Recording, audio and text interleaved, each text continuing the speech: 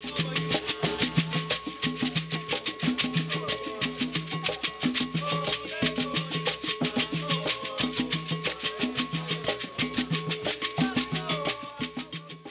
can see that there isn't any way to keep track of how many times a piece of artwork has been recycled. There's influence and there's style. Then you have direct appropriation, direct collage, direct montage, directly cut up, recycled, and rearranged as one thing. Like how our waking lives are directed and composed of circumstances, from upbringing to class to culture to our actual creative drive. But creativity isn't making something that's like taking something and making it, again, already there. Creative work is made in order to redesign a perspective, to cause a reactive thought, or to experience oneself through a symbol. This is done with artistic vision, creative vision. This vision takes on multiple forms, like becoming a concept through language. Language that gets contorted with dialects and slang in order to live in new cultural paradigms. But within general artistic motivation, the subject is the human experience, and the intention is our interaction. So no matter how different the paradigm, I feel like the world wants to talk about it. We're living in the temporary autonomous zone. New meaning assigned to old media. We take the retro with the underground into online influence, and then we're getting an influx of world culture. Broadcasting information, saturation, overloaded, paralyzed. The future coming forward, the ego pushing backward, and it feels I'm looking inward for the image of my will. Do you and I even know each other anymore once I've been reduced to a fragment, or once we've been reduced to news tickers, cycling through feeds of what we're cooking or how far we've jogged, avatars of our pets occupying these pixel screens in RGB, becoming novelties, becoming characters, symbols, representations of ourselves, commodified for our own practical purposes? The dissolving individual through the desire of residual that's immortal enough for most. But is it built out of our fear of death, or just mainstream influence out of touch with what it means for us to really live?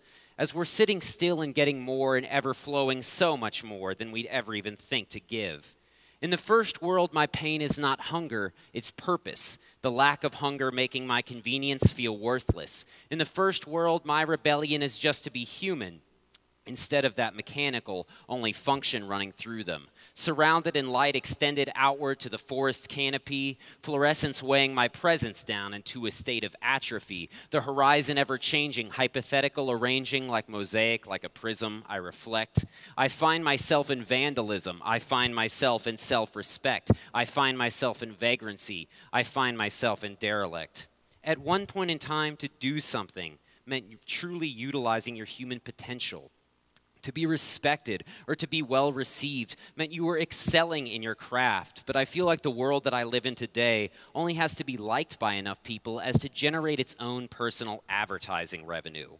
Patience almost obsolete, cultures exploding in popularity and then vanishing into obscurity. Sociologically, this is fascinating, yet resonating with me sociopathically, leaving me with the feeling that as an artist, I sometimes have no idea what it is that I even do.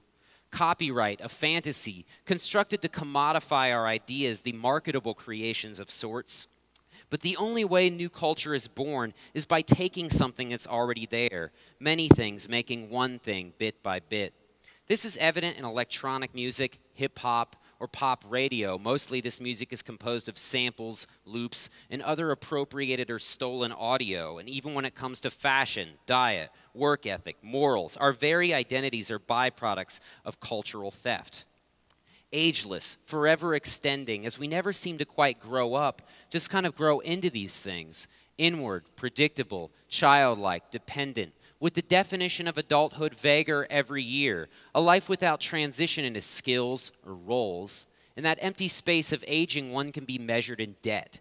Debt is now adulthood, reimbursed with information. But how much information makes for a state of ill complacence? It's like, how many things can you possibly buy? How many flavors can you possibly try? How late is too late to even ask why? Just when can I find myself?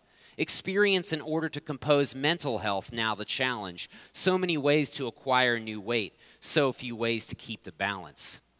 So I strive to become a channel, and I become a melting pot. Elaboration on global village, the stream, the feed, an endless knot with no such intellectual property, no copyright, no bondage. Freedom within my expression. Freedom because I want it.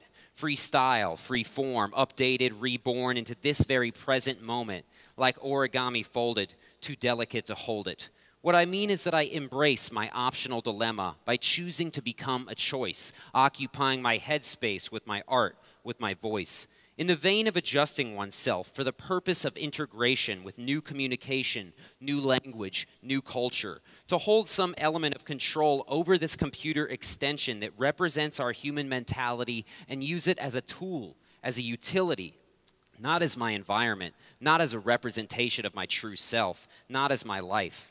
What I am is the outside representing this DIY, thinking for oneself, the first part of doing for oneself before becoming oneself, in order to enable this collective village, empathy, utility, and embrace our own human frailty artistically through language, through group, through network, memory, recycling, building upon, collaging, preserving our identity without just a face, but the actions that we take, a network of creative action, beyond absorbing information, but a network of adaptation.